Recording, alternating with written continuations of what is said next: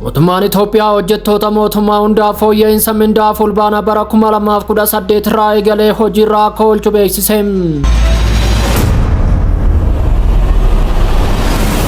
Huutiin buufata xiyyaaraa Israa'el misaayila haayiparsoonikiin rukutuu labse.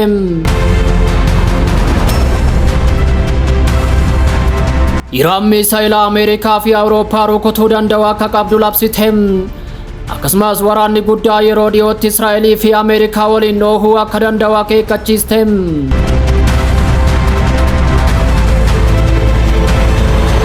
Pireezidaantii Yuukireen Volodimiir Zelenskiin akkaataa waraana dhaabuun danda'amu irratti mari'achuuf Waashingten DC galaniiru. Tiraamp Zelenskii yoo barbaade hatattamaan waraana dhaabuu qaba yookiin itti fufuu danda'a jechuun doorsise.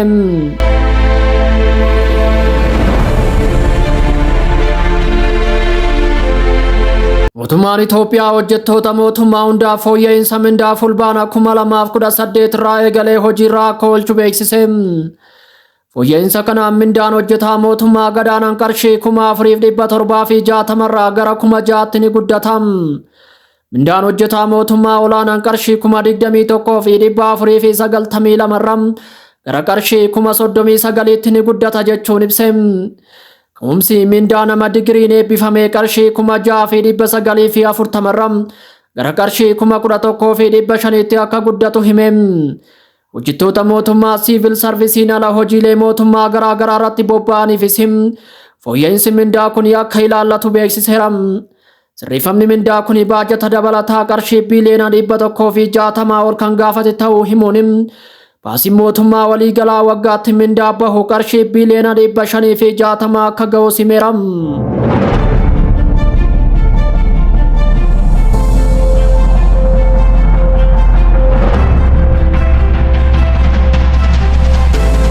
Huutiin buufata xiyyaaraa Israa'el misaayila haayiparsoonikiin rukutuu labse. Sochiin Ansarallaa Yaman Huutii jedhamuun beekamu wiixata ganama humnoonni isaa Israa'el irratti hojii waraanaa adda ta'e raawwachuun buufata xiyyaaraa Israa'el Ben-Guriyoon misaayila haayiparsoonikii Falasxiintuu jedhamu fayyadamuun rukutuu beeksise. Dubbii himaan garee kanaa Yaayyaa Saaree akka jedhanitti haleellaa kana hordofuun hojiin buufata xiyyaaraa kana addaan citeera. Haleellaan kun tarkaanfii Huutii guddaa ta'e keessaa tokko yoo ta'u daangaa Yamaniin alatti humna waraanaa isaanii guddachaa dhufe kan hubachiisudha. Saareen televezyiinii Almasiraa irratti akka labsanitti hojiin kun humnoonni waraanaa Yaman iddoowwan Israa'el tarsiimoo ta'an irratti xiyyeeffachuu akka danda'an kan mirkaneessedha. Haleellaan kun kan raawwatame erga Israa'el buufata humna elektirikaa Haziiz dabalate bu'uuraalee misoomaa Huutii naannoo sanaa irratti haleellaa xiyyaaraa bante sa'aatii muraasa booda. Huutiin akka jedhutti gochi Israa'el dandeettii isaanii dabalaa dhufe sodaaf abdii kutannaa isheef ragaa ta'uu ibsaniiru.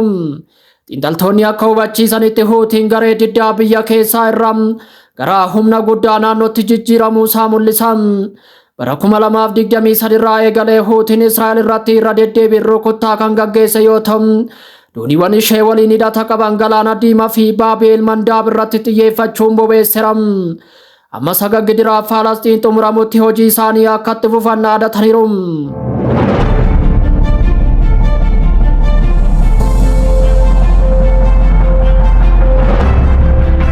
Iraan misaayila Ameerikaa fi Awurooppaa rukutuu danda'u akka qabdu labsite. Akkasumas waraanni guddaa yeroo dhiyootti Israa'elii fi Ameerikaa waliin dhoohuu akka danda'u akeekkachiiste. Hooggantoonni waraanaa Iraan akeekkachiisa cimaa Ameerikaa fi Israa'eliif kennaniin weerara gara fuulduraa kamiifuu deebii cimaa akka kennan dhaadataniiru. Koreen eegdota warraaqsa Islaamaa akkuma tokkummaan humnoota Saadaan bara 1980 keessa injifate. Arras Iraan diina kamiyyuu balleessuuf qophii ta'uu ishee labse. Kanuma waliin qondaalonni olaanoo Iraan dandeettii misaayilaa guddachaa dhufe ifa godhaniiru. Miseensi seera baastuu Amiir Hayaat Moqaadaamii biyya Awurooppaa hundinuu uwwisa meeshaa waraanaa Teheraan jala akka jirtu ibse. Akkasumas dooniiwwan waraanaa Iraan magaalota USA galaanarraa rukutuu akka danda'an himeera. Iraan dandeettii doonii waraanaa gara galaana Atlaantikitti bobbaasuu mirkanaa'e cinaatti misaayila baalaastikii fi kiruusii walirraa hin ciccinne babal'isuun ishee humna daangaa ishee irraa fagoo jiru rukutuuf kutannoo qabdu kan cimsuudha. Gorsaa olaanaan hoogganaa olaanaa Iraan yeroo dhiyootti waraanni biraa Ameerikaa yookiin Israa'el waliin dhoohuu akka danda'u akeekkachiisuun dhukaasa dhaabuun amma jiru sadarkaa waraanaa qofa jechuun ibseem. Jeneraalli olaanaan eegdota warraaqsaa Raayyaa Rahiimsaa fi Iraan haala hamaa ta'eef qophaa'aa akka jirtu labsaniiru. Haleellaa gara fuula duraa duubatti deebisuuf tarsiimoo waraanaa saayibarii fi dippiloomaasii cimaa akka qaban dhaadataniiru. Saafaayiin nageenyi humna qofaan akka dhufu cimsanii kan dubbatan yoo ta'u, biyyattiin qoqqobbii haroomfamee fi rakkinni keessoo kan mudate ta'us warra dhiyaa mormuu fi duubatti deebisuuf kutannoo akka qaban ibsaniiru.